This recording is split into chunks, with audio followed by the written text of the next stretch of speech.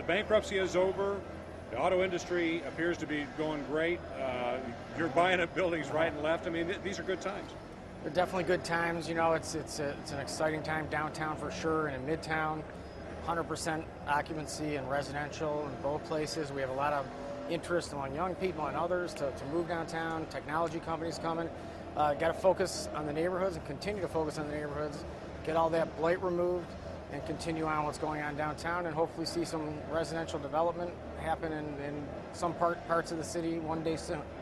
The auto industry keeps saying they need more talent, more young engineering talent. What can Dan Gilbert do to help that out?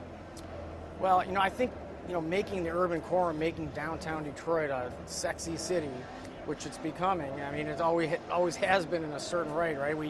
We move things, we move cars move, and music and everything else. But you know, having those kinds of entertainment venues, having the kind of residential product, having the kind of nightlife, you know, all these things are very, very important to young people, as they should be, always have been, always will be. So, you know, if we can help do that, demand seems to be there. As Punch Bowl Social just opened up a month ago, their numbers are sort of blowing away every other store that they have in the country. So, you know, this stuff keeps happening. It'll happen naturally. Again, what is there's got to be a master plan in there someplace. What do you see as Dan Gilbert's end game for Detroit? Yeah, you know, I get that question a little bit, and for us it's sort of opportunistic.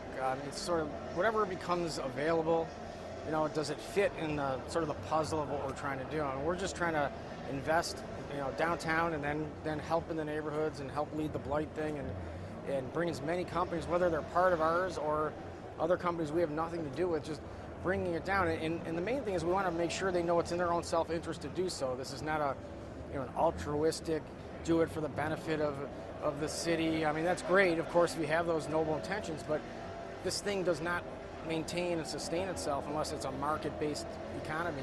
And it really is fast becoming that. I mean, there is demand from everywhere, investors and tenants and people who want to live residential downtown. So that to me is the best news, and the young people. And our intern program, for instance, we've got something like 19,000 applications already with no advertising, and we haven't even really opened it up yet, from like 400 different universities and colleges who have at least one person each of them submitted to come to Detroit. So the interest among young people is very high. What does it tell you that so many young people want to come here? You know, that the future looks good, right? If we want to have a future, we want young people involved. And I think if you talk to anybody who's been involved in developing urban cores, that's the main thing. They say you want to get the schools and the kids coming out of the universities, and you want young action, because that's sort of what puts it into the future. What was your first car? My first car was a 71 banged up Riviera that my grandfather actually gave me. It was worthless, but he gave it to me. I had that humpback like the Batmobile. It was a 4-cylinder 420 4-cylinder, and it flew, and I delivered pizzas in it for several years. So at least it made it through that. Now, I asked this question, a lot of people said, if you could buy any car in here, what would you buy? And oddly enough, you probably could buy any car in here. Oh, we just got in here, and I'll tell you what, the show floor is beautiful. Every year you come, it's just, they get better and better and better at it. You sort of want to just be here because of the energy. I didn't see one. I saw one at the show they had at the MGM the other night, that 918 Porsche. You know, I've never invested in a car like that before, but they say it goes 0 to 60 in like 2.2 seconds, which it's hard to believe. I don't know if you can do anything in 2.2 seconds these days. So that's an interesting vehicle one day. Who knows? All right, great. Anything you'd like to add? Just a quick little interview here. You know, I just think that it's great to see that this Detroit show keeps getting better and better, and that we have to, as a city, keep leveraging the sex appeal of cars and automobiles. I mean, there's so much more that we can do. I mean, this is outstanding and phenomenal, probably the best show in the country.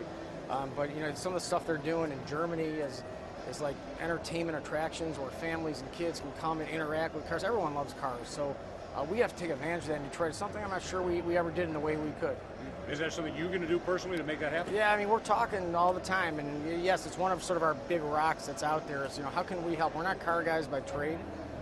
We love cars like most people, but you know, how can we work with the car makers and maybe partner with them and invest with them and create this attraction that benefits everybody? And you know, think about some of these other cities. You know, we've had visits from mayors, and I'm not going to go through who they are, but mayors of other major sort of cities, And, sometimes we don't realize how great we have it, and the fact that we are the car capital still of the world, really, and can build on that. And cars are just technology on wheels these days, so we have to make sure we maintain, that part of it too, that this is the car technology capital of the world as well, or we'll lose the whole thing because it's all technology. So, but we do have that base in some of these other cities, some cities that you wouldn't believe, the Phoenixes of the world and the other ones that seem, like, wow, there's a lot going on, and there is to a certain degree, but they don't still have that major corporation and major industry base like we do, so we just got to keep leveraging. Yeah, so you're basically saying we got to make sure we hold on to it so we don't lose it, like Motown. Hold on to it and then leverage it for entertainment and destination purposes. All right. So, I do appreciate it. Thank you.